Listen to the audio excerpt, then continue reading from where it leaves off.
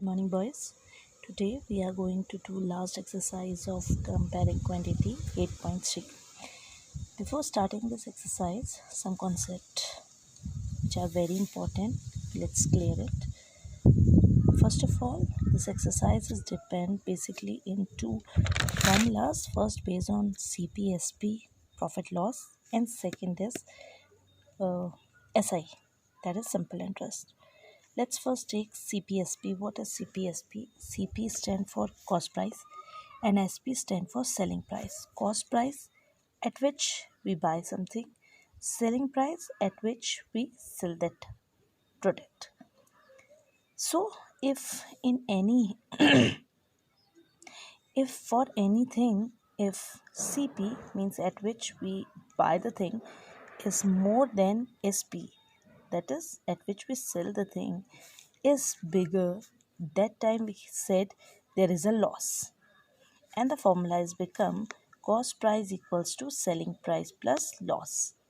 Suppose if the cost price of anything is 100 rupees and you sell it at 90 rupees at the loss of 10 rupees.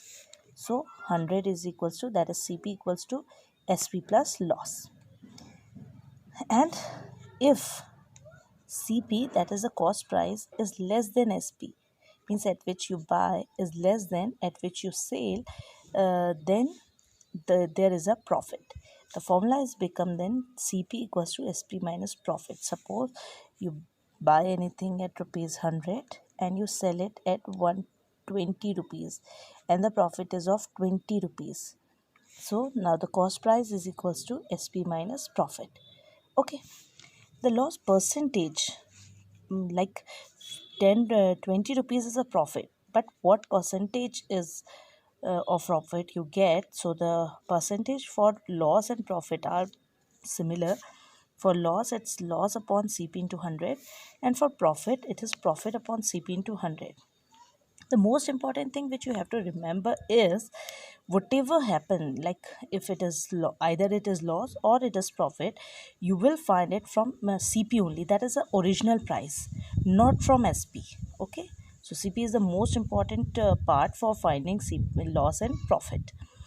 Okay, so that is all about cost price and selling price. Okay, now the second thing is SI. SI is a simple interest. Interest which you get at your principal amount. Suppose you deposit 100 rupees in a bank initially, and the bank gives you at some rate like 5% per annum, means at the end of year they count 5% of on your principal. So the money which you deposit, it's called principal amount, at which rate the bank give you interest is called rate of interest. The time period, it's depend for how long you are depositing your money. And SI is simple interest, means the interest which you will get end of that time. The formula of SI is P, that is principal into rate into time upon 100. This 100 comes because of this rate of interest. So if your question it is given 5%, so you will write directly 5 here and 100 comes for this percent. You will not write 5 by 100 again. The 100 comes here always, and you will just write the rate like 5, 6, whatever the rate is given in your question. Now the first question, tell what the profit or loss of the following transaction. Also find profit percent and loss percent. The first is gardening shears bought for rupees 250 and sold for 325. So for this question, first we will write as given in question, the cost price is given, that is 250, selling price is 325.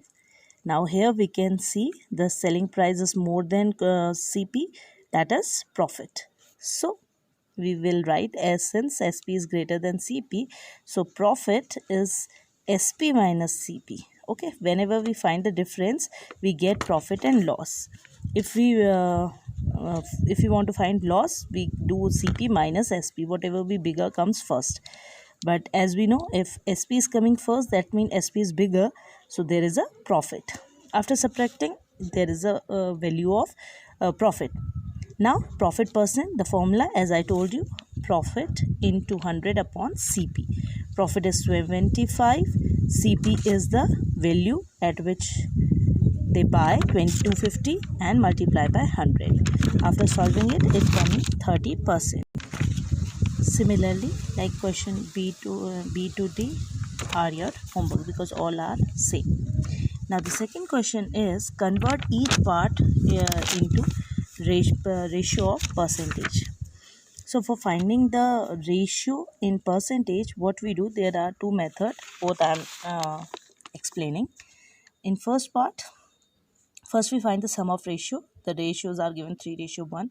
So we find the sum of ratio, that is coming 4. Now the first part is 3. So 3 upon sum of ratio into 100. 425 is 100 and 3 into 25 is 75%.